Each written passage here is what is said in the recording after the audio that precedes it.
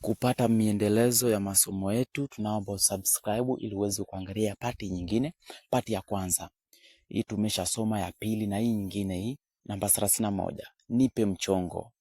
Oa mshikaji, nipe mchongo. Unaweza ukasema hivyo. Give me a tip or it.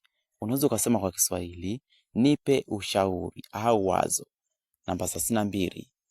Mzuka upo? Mzuka upo? Are you feeling pumped?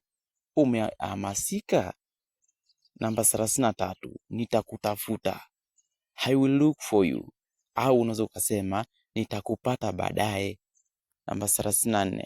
Leo ni siku safi. Today is a good day. Leo ni siku nzuri. 35. Namba 35. Tunakutana lini? When are we meeting? Tutakutana lini? 36. Vipi hali ya hewa?